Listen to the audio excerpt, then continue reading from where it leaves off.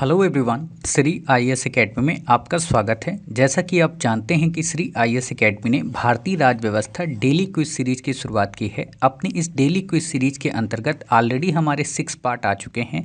उम्मीद है कि आपने उन सभी 6 पार्ट को न केवल कवर किया होगा बल्कि ये भी समझा होगा कि यूपीएससी प्रीलिम्स में आने वाले क्विज को आपको किस तरीके से सॉल्व करने की आवश्यकता है।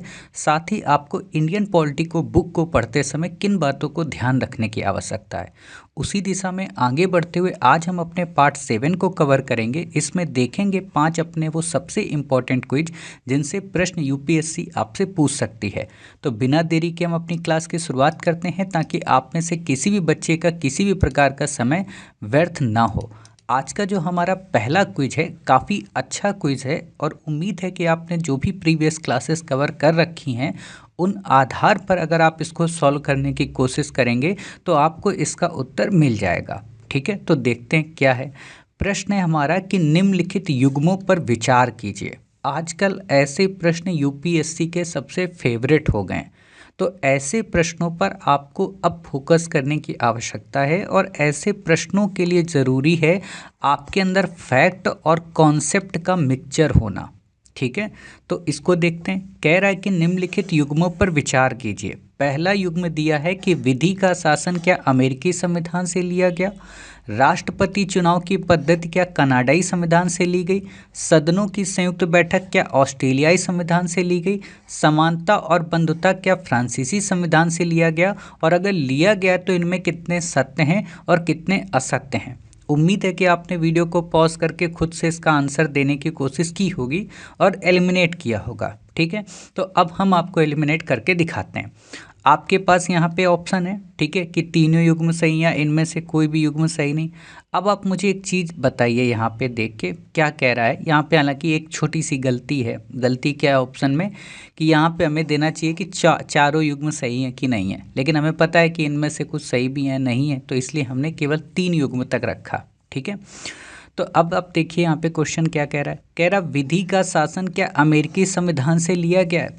आप में से हर एक बच्चे को पता है कि विधि का शासन जो है या कहें कानूनी जो व्यवस्था है भारत में वो अमेरिका के संविधान से नहीं ली गई है, बल्कि कहाँ से ली गई है, ब्रिटेन के संविधान से।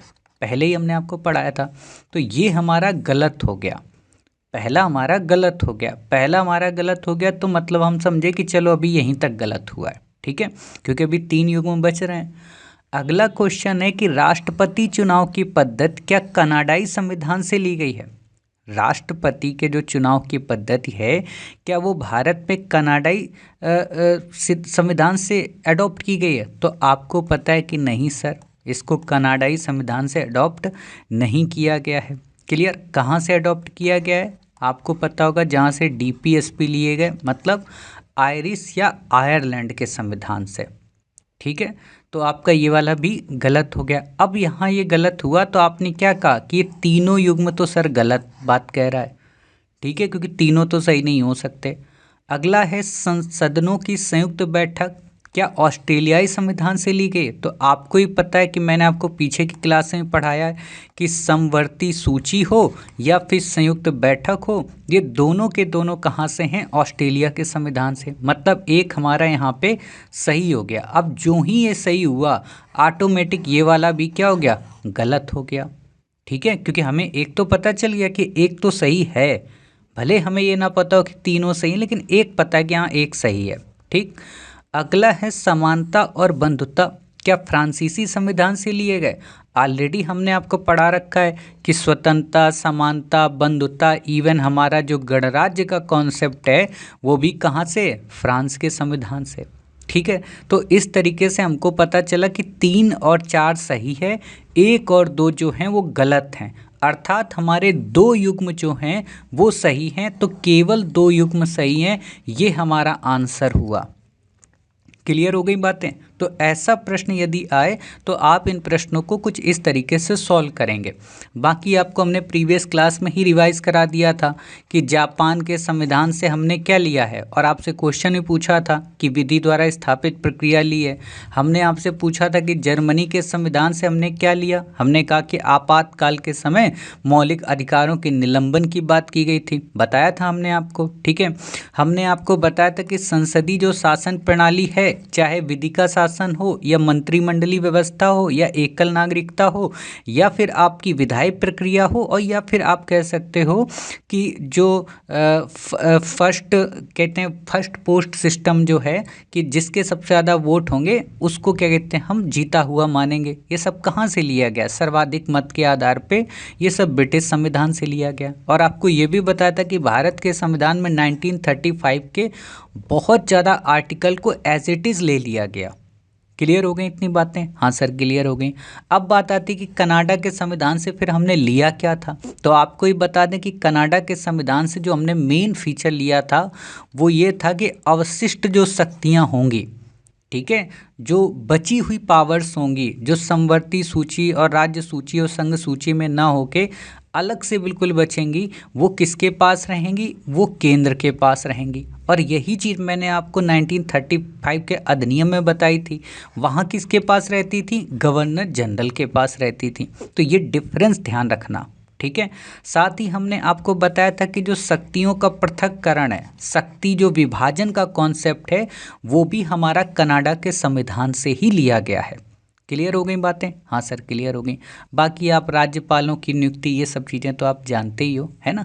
ये सब भी कहाँ से? कनाडा के संविधान से। और आजकल कनाडा चर्चा में भी है। देखो एक बात आपको बताना चाहता हूँ कि जब आप करंट अफेयर्स पढ़ते हो, हालांकि जब हम आपको करंट अफेयर्स पढ़ाते हैं तो हम इन चीज़ों का विशेष ध्यान रखते हैं, लेकिन फिर भी आप जब खाली घर पे बैठते हो और आप देखते हो कि कनाडा को लेकर भारत में इशू चल रहा है, तो केवल इसको आप मेंस के प्रोस्पेक्ट से ही ना देखा करें कि मेंस में कैसे क्वेश्चन आएगा फॉरेन पॉलिसी में, ये ना देखा करें।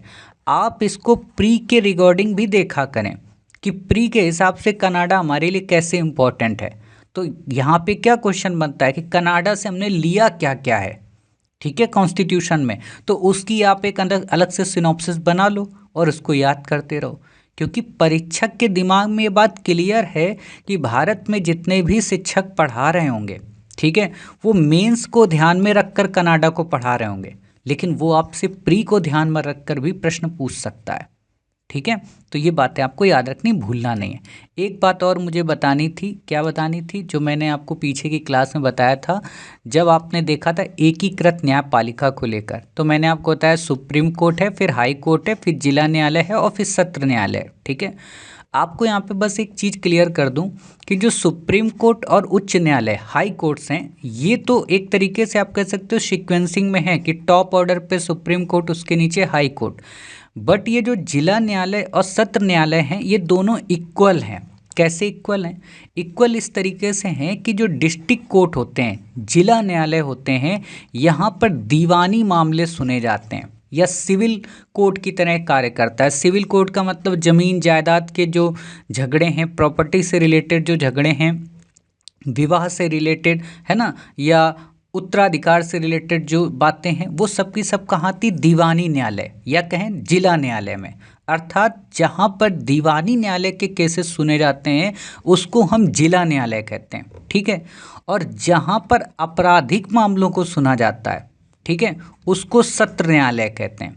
दोनों होते पैरेलल ही हैं, तो दोनों में कोई डिफरेंस नहीं है। डिफरेंस बस यही है कि जिला न्यायालय में दीवानी के मामले सुने जाते हैं और सत्र न्यायालय में आपराधिक मामले सुने जाते हैं। क्लियर हो गई बातें? तो अब अगर आप कोई आपसे पूछे इंटरव्यू में कि जिला न्यायालय और सत्र न्यायालय में डिफरेंस क्या है, तो आप एक लाइन में बता देना कि सर जिला न्यायालय में दीवानी के मुकदमे सुने जाते हैं और सत्र न्यायालय में आपराधिक। आपराधिक का मतलब किसी का मर्डर कर दिया, हत्या कर दी, है ना, या किसी का बलात्कार किसी ने कर दिया, है ना, इन चीज़ों को लेकर। बाकी ये चीज़ें तो आपको पता ही हैं, है ना, ये मैं आपको पढ़ा ही रखा हूँ अमेरिका के संविधान से रिलेटेड। अब इस प्रश्न को देखो, काफ़ी अच्छा प्रश्न है, पीछे की क्लास में हमने पढ़ा रखा है, तो आपको क्या करना है, पीछे की क्लास का बस कॉन्सेप्ट याद रखना है। ठीक है। और अगर आपको कॉन्सेप्ट याद है ना तो आप इसका उत्तर निकाल सकते हो, बिल्कुल इजी प्रश्न है। ठीक है, तो देखो क्या कह रहा है। कह रहा आपसे प्रश्न 2, निम्नलिखित विशेषताओं पर विचार कीजिए। ठीक है, हमने कहा ठीक है। गणतांत्रिक व्यवस्था, संसद की संप्रभुता, मंत्री का विधिक उत्तरदायित्व और प्रधानमंत्री निचले सदन का सदस्य होना चाहिए। ठीक है, कह रहा भारतीय संसदीय प्रणाली के संबंध में उपयुक्त विशेषताओं में से कौन सा सही नहीं है। यहाँ पे गोला लगा लो। आपसे पूछ रहा कि ये जो 4 विशेषताएं दी गई हैं इनमें से भारत की संसदीय व्यवस्था को ध्यान में रखते हुए बताइए क्या भारत के संविधान में चारों विशेषताएं हैं, और नहीं है तो कौन कौन सी नहीं है। और आपसे नहीं है को लेकर ही पूछा है, तो आप मुझे बताइए क्या भारत के संविधान में गणतांत्रिक व्यवस्था है। तो आप कहोगे हाँ सर भारत के संविधान में गणतांत्रिक व्यवस्था है, लेकिन आपसे पूछ क्या रहा है कि सही नहीं बताना है। तो गणतांत्रिक तो है, तो गणतांत्रिक जब इसमें है ठीक है तो ये ऑप्शन कट जाएगा, ये ऑप्शन कट जाएगा, ये ऑप्शन आपका कट जाएगा। आंसर तो आपका आ गया, लेकिन आपको भी पता है कि अब यूपीएससी इतना सरल प्रश्न नहीं पूछेगी, मतलब इस तरीके का सरल ऑप्शन नहीं गढ़ेगी। आपको युग्म देकर पूछेगी कि आप बताइए केवल 1 युग्म सही, केवल 2 युग्म सही, केवल 3 युग्म सही और केवल सभी चारों युग्म सही। तो हम युग्म के हिसाब से इसको करते हैं। तो आपको पता चल गया कि गणतांत्रिक तो है, तो हमने इसको क्या किया, इसको कट कर दिया। क्लियर हो गई बातें। हाँ सर क्लियर हो गई। अब जो ही हमने इसको कट किया ठीक, अगला हमने देखा संसद की संप्रभुता। तो हमको पता है कि भारत में संसद संप्रभु नहीं है, भारत में संविधान संप्रभु है, मतलब ये गलत है और यही हमसे पूछा है। तो हम क्या कहेंगे, दूसरा सही है, तो दूसरा ये सही हो गया। अब दूसरा यहाँ सही हुआ तो हम यहाँ पे केवल 1 युग्म को सही कर लेंगे। ठीक है, फिर कह रहा मंत्री का विधिक उत्तरदायित्व। विधिक उत्तरदायित्व का क्या मतलब होता है, विधिक उत्तरदायित्व का मतलब ये होता है कि यदि कोई मंत्री कुछ गलत कृत्य करता है ठीक है तो उस पर आप कहते हैं हस्ताक्षर उसको करने होते हैं, रिटेन में लिख के देना होता है कि नहीं हम ये करेंगे। जैसे मोदी जी हैं एक तरीके से, है ना, या जितने भी हमारे मंत्री होते हैं, सांसद या विधायक होते हैं, वो आपसे जो वादा करके गए अगर उन्होंने नहीं निभाया तो क्या उनको पेनल्टी पे करनी पड़ेगी, है ना। तो ऐसा हमारे यहाँ कोई कॉन्सेप्ट नहीं है, नेता तो 5 साल में एक बार आता है। ठीक है, तो यहाँ पर मंत्री का विधिक उत्तरदायित्व का कोई कॉन्सेप्ट नहीं है। अब हमसे यही पूछा है तो हम कहेंगे हाँ सर ये बात भी सही है, क्योंकि हमसे सही नहीं पूछ रहा है। तो दूसरा भी हमारा ऑप्शन सही हो गया, तो ये कट जाएगा, ये हमारा आ जाएगा, 2 युग्म हो गए सही। अब यहाँ पे आता है प्रधानमंत्री निचले सदन का सदस्य होना चाहिए। आपको पता हो कि भारत में आप किसी के भी हो, चाहे उच्च सदन के हो चाहे निचले सदन के हो। निचला सदन मतलब क्या, लोकसभा, ठीक है, और उच्च सदन मतलब राज्यसभा। ठीक, हमारे यहाँ ये कोई कॉन्सेप्ट नहीं। हमारे यहाँ कहा जाता है कि आप अगर नहीं भी हो ना तो भी 6 महीने तक आप प्राइम मिनिस्टर बने रह सकते हो। ठीक है, तो कोई कंपलसरी नहीं है। अब एक क्वेश्चन मैं आपको पढ़ाऊंगा, जब राष्ट्रपति का टॉपिक आपको कवर कराऊंगा तब वहाँ पे आपको ये चीज़ें पढ़ाऊंगा कि कौन कौन से प्रधानमंत्री भारत में निचले सदन के रहे हैं, कौन कौन से उच्च सदन के रहे हैं। ठीक है, ये चीज़ें बताऊंगा। तो आपको पता हो कि भारत में एक कॉन्सेप्ट नहीं है, कोई कंपलसरी नहीं है, दोनों में से किसी भी सदन का सदस्य होना चाहिए। तो हमने कहा कि सर ये वाला भी गलत हो गया, तो 3 युग्म हमारे क्या हैं, ऑप्शन के हिसाब से गलत हैं, और यही हमसे पूछा है। ठीक है, अब यहाँ पर एक चीज़ बताना चाहता हूँ। क्या आपने इस प्रश्न को तो देखा, ठीक, लेकिन आपकी आंखों ने कई बार क्या किया, इस प्रश्न को ढंग से स्कैन नहीं कर पाई, और आप परीक्षा में गए और आपने देखा कि मास्टर ने ऐसा एक क्वेश्चन पढ़ाया था जिसमें लिखा था प्रधानमंत्री निचले सदन का सदस्य होना चाहिए या संसद की संप्रभुता, और यहाँ पे उसने जानबूझकर डाल दिया संविधान की संप्रभुता, या यहाँ पे डाल दिया कि प्रधानमंत्री दोनों में से किसी सदन का सदस्य हो। तो इन शब्दों को ध्यान रखना कि निचले सदन दिया है कि दोनों सदनों में से किसी एक सदन, संसद की संप्रभुता दी है या संविधान की संप्रभुता या संविधान की सर्वोच्चता। अब मान लो यहाँ पे दे देता संविधान की सर्वोच्चता, तो हम कहते हैं हाँ ये है भारत के संविधान में, है ना। तो ये चीज़ आपको यहाँ पे पता होनी चाहिए, बाकी आपको यहाँ पे याद रखने की आवश्यकता नहीं है। क्लियर हो गई बातें? तो इतनी चीज़ें आप पढ़ लीजिएगा। बाकी आपको हमने यहाँ पे डिटेल में क्या कर दिया, पूरा डिस्कशन दे दिया, आप इसको देख सकते हैं। अगला क्वेश्चन देखो, ये बहुत ही प्यारा क्वेश्चन है, बहुत ही प्यारा, ठीक है, क्योंकि इस क्वेश्चन से ही आपके अगले क्वेश्चन की परिभाषा तय होगी, ठीक है। तो इसको ध्यान से देखिए। आपको ही पता है, मैंने आपको पीछे सिखा रखा है कि जब भी कथन और कारण वाले प्रश्न दिखें तो आपको दो बातें देखकर चलनी है। पहला कि जो कथन होता है वो क्वेश्चन होता है और जो कारण होता है वो उसका आंसर होता है। तो एक तो ये चेक करना होता है। दूसरा आपको क्या चेक करना होता है कि जो कथन में बात कही गई वो सही है या गलत है, या कारण में जो बात कही गई वो सही है या गलत है। और आपको हमने ये भी बताया था, यदि कथन या कारण में से कोई भी एक सही या गलत होता है तो उसमें बहुत ज़्यादा चांस है कि ऑप्शन सी या डी ही सही होगा, हमें ए और बी पर ध्यान देने की ज़रूरत नहीं है, ठीक है। ये मैंने आपको बताई थी। ए और बी ऑप्शन तभी सही होते हैं जब कथन और कारण दोनों सही होते हैं, ठीक है, तभी ए और बी पे ऑप्शन आप आ सकते हो। मतलब तुक्का भी अगर आपको लगाना पड़े ऐसे प्रश्नों में तो आप 50% ऑप्शन एलिमिनेट कर सकते हो बस इस बेसिक कॉन्सेप्ट के साथ, ठीक है। तो अब देखते हैं प्रश्न 3 क्या कहता है। प्रश्न कह रहा है हमसे कि भारतीय संविधान कठोरता और लचीलेपन के विवेकपूर्ण मिश्रण का प्रारूप प्रस्तुत करता है। हो सकता है कि आपको यहाँ पे अनम्यता और नम्यता ना दे, लेकिन मैं फिर भी कह रहा हूँ कि आप यहाँ लिख लिया करना कि अनम्यता और नम्यता, ठीक है, या लचीलेपन की जगह एक और शब्द लिख लेना, मृदुता, ठीक है, क्योंकि कई बार मृदु को लेकर भी आ जाता है कि संविधान मृदु है या कठोर। हालांकि ये जो मृदु शब्द है, ठीक है, ये शब्द आपका इकोनॉमी का है। जब इकोनॉमी में आपको repo rate, reverse repo rate, ये सारी चीज़ें हम पढ़ाते हैं, ठीक है। तो मान लो आपने ये देखा कि कठोरता और लचीलेपन के विवेकपूर्ण मिश्रण, तो हम कहेंगे जी हाँ सर। आपको इससे पहले मैंने पढ़ाया था तो वहाँ केवल क्या दिखाया था कि लचीलेपन, तो मैंने कहा था नहीं ये गलत है, भारत में क्या है, मिक्सअप है। तो मिक्सअप है तो ये कथन क्या हो गया, सही हो गया, मतलब कथन हमारा सही है। अब बताओ कथन हमारा सही मतलब ए हमारा सही है, तो ये तो गलत हो गया ना, क्योंकि इसमें गलत बोल रहा है। हमने कहा ठीक है सर। अब कह रहा है दूसरी लाइन कि ना ही ये अमेरिकी संविधान की तरह है जहां संविधान में संशोधन के लिए विशेष प्रक्रिया की आवश्यकता होती है, और ना ही ब्रिटिश संविधान की तरह है जहां किसी भी सामान्य विधि की बात संविधान में संशोधन होता है। मतलब ये क्या कहना चाह रहा है कि ना ही अमेरिकी संविधान की तरह ये कठोर है और ना ही ब्रिटेन की तरह ये लचीला, और इसी चीज़ को तो एक्सप्लेन कर रहा है। मतलब कथन की व्याख्या है कारण में, तो ये दोनों बातें सही हो रही हैं। हाँ सर दोनों बातें सही हो रही।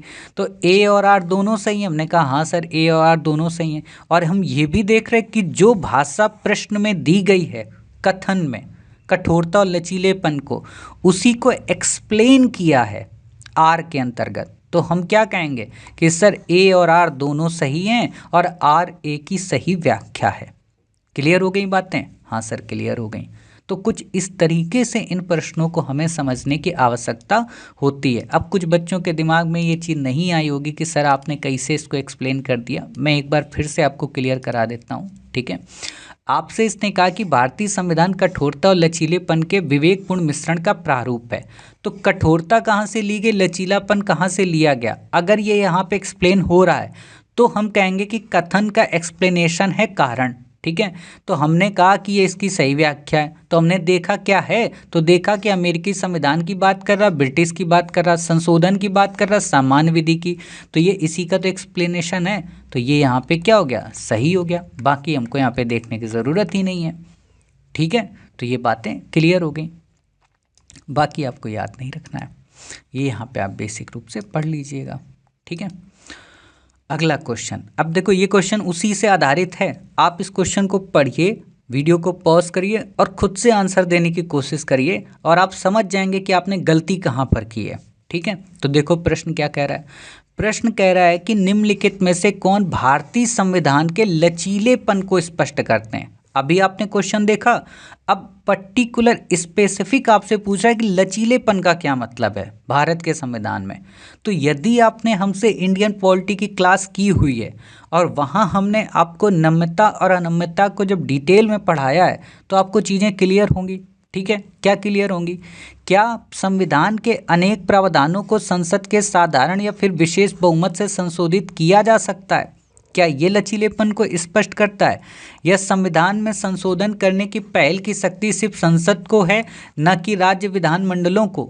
या यदि कोई संशोधन संघीय ढांचे से संबंधित है तो उसे राज्य विधानमंडलों के पास भेजा जाता है? इनमें से कौन सा लचीलेपन को दिखाता है? तो आप मुझे एक बात बताओ, जब आप इंडियन पॉलिटी पढ़ रहे थे तो इंडियन पॉलिटी पढ़ाते समय हमने आपको क्या कहा था कि कठोरता का मतलब क्या हुआ कि प्रोसेस कठिन होना, ठीक है। लचीलेपन का मतलब क्या हुआ?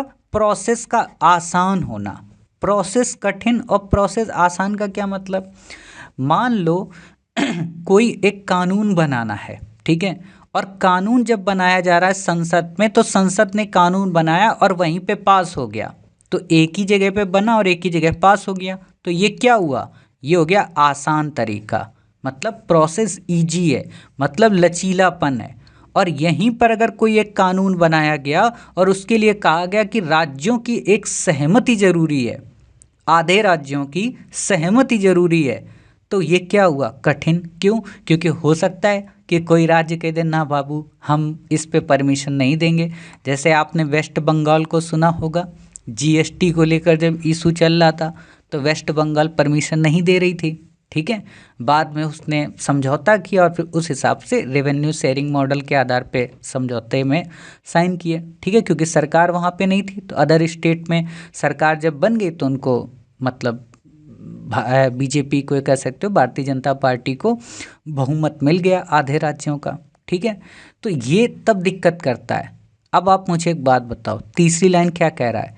यदि कोई संशोधन संघीय ढांचे से संबंधित है तो उसे राज्य विधानमंडलों के पास भेजा जाता है। तो अगर राज्य विधानमंडलों के पास भेजा जा रहा तो ये लचीलेपन को दिखा रहा है कि कठोरता को क्यों? क्योंकि आप प्रोसेस इजी ना होके प्रोसेस टफ है, कठिन है, तो प्रोसेस टफ हो गया, तो तीसरा हमारा कट हो गया, हमारा आंसर आ गया। फिर भी मैं आपसे कह रहा हूँ कि मान लो इतना सरल ऑप्शन यूपीएससी नहीं देगी। यूपीएससी आपको ऑप्शन देगी केवल एक युग्म, केवल दो युग्म, तीनों युग्म, है ना, और इनमें से कोई नहीं, नन ऑफ द अबव, ठीक है। तब आप कैसे करते? तब आप एक एक प्रश्न को पढ़ते। कैसे? देखो, कह रहा संविधान के अनेक प्रावधानों को संसद के साधारण या फिर विशेष बहुमत से संशोधित किया जा सकता है। तो ये तो लचीलेपन को दिखा रहा है। हाँ सर दिखा रहा है, तो एक युग्म हमारा क्या हुआ? सही हो गया।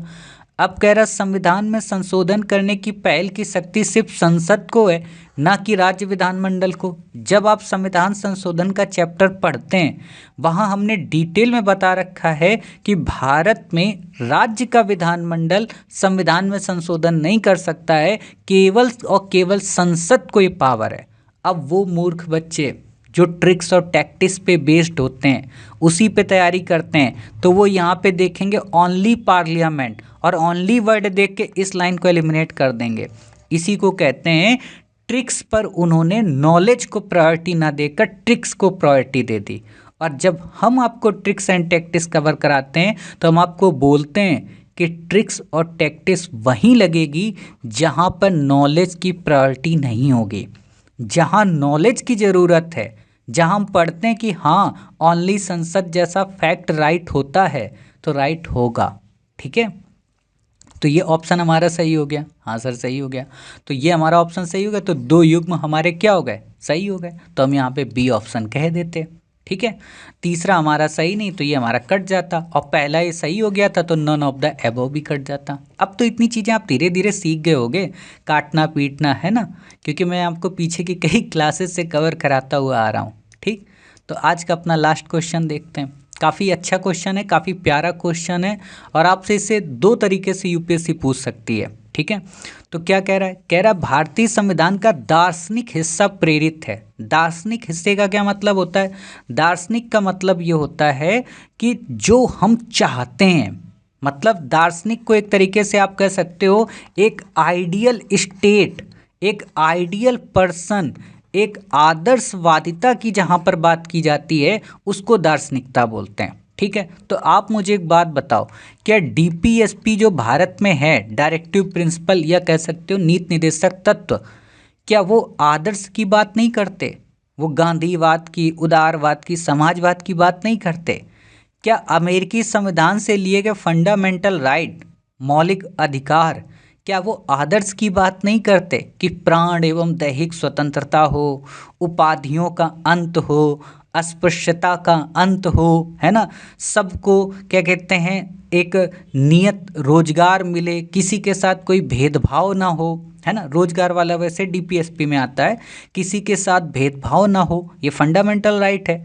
विधि के तहत सब इक्वल माने जाएं, है ना, जैसे होता है ना कि नेता जाता है तो उसको एक अलग ट्रीटमेंट मिलता है, सामान्य पर्सन जाता है उसको अलग ट्रीटमेंट मिलता है, लेकिन हमारा कानून क्या कहता है कि विधि के समक्ष सब इक्वल होंगे। चाहे कोई कितना बड़ा नेता हो, आपको ही पता होगा वो सहारा जिसने सबको सहारा दिया, ठीक है, बाद में तिहाड़ जेल में बेसहारा होकर मर गए, है ना, क्यों? क्योंकि वो कानून के विपरीत चले गए, वो भारत को समझ ही नहीं पाए, भारत के लोगों के साथ उन्होंने फ्रॉड किया, ठीक है। तो ये चीज़ें आपको पता होनी चाहिए। तो दार्शनिकता का विचार भारत में कहाँ से आया है? आयरिश संविधान और अमेरिकी संविधान। आयरिश का मतलब डीपीएसपी और अमेरिका का मतलब आपका फंडामेंटल राइट। अब यहाँ पर एक और क्वेश्चन बनेगा, आपको ये सब ना दे के दे देगा भारतीय संविधान का दार्शनिक हिस्सा है, ठीक है, और आपको दे देगा प्रस्तावना, आपको दे देगा प्रस्तावना और राज्य के नीति निर्देशक तत्व, आपको दे देगा राज्य के नीति निर्देशक तत्व और मौलिक अधिकार। तो आपको राज्य के नीति निर्देशक तत्व और मौलिक अधिकार पर टिक करना है, और अगर अंत में दे दे उपयुक्त सभी ABC विकल्प सही, तो फिर सब हो जाएंगे, फिर प्रस्तावना भी हो जाएगी, फंडामेंटल राइट भी हो जाएगा और आपका डीपीएसपी हो जाएगा, ठीक है। कहने का मतलब समझ रहे हो कि ऑप्शन के अकॉर्डिंग आपका आंसर होगा, ठीक है। प्रस्तावना में क्योंकि जो बातें दी गई वो सब में एक्सप्लेन है, तो अगर प्रस्तावना को कहीं पे मिला के दे रहा है तो आप उसको भी शामिल कर लेना, ठीक है। ऐसे क्वेश्चन वैसे मैं आपको कराऊंगा जब आगे आप प्रियम्बल वाले टॉपिक्स को पढ़ेंगे या फंडामेंटल राइट को पढ़ेंगे, डीपीएसपी को भी पढ़ेंगे, वहाँ पे भी ऐसे क्वेश्चन आएंगे। अभी तो ये एक तरीके का बेसिक क्वेश्चन है, परिचय हो रहा है आपका संविधान से, ठीक है।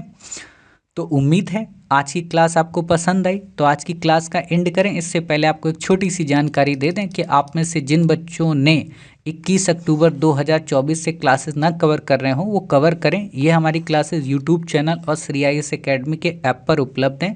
आप प्ले स्टोर से इस ऐप को डाउनलोड कर सकते हैं और यहाँ पे डेली क्विज सेक्शन में जाके न केवल इंडियन पॉलिटी की बल्कि मॉडर्न इंडिया, एंशिएंट हिस्ट्री और मेडिवल हिस्ट्री के क्विजेस को भी आप इनरोल कर सकते हैं। बाकी उनकी डेमो क्लासेस आपको यूट्यूब चैनल पर मिलती रहेंगी और बाकी डिटेल में क्लासेस कवर करने के लिए आपको ऐप में इनरोल होना पड़ेगा, ठीक है।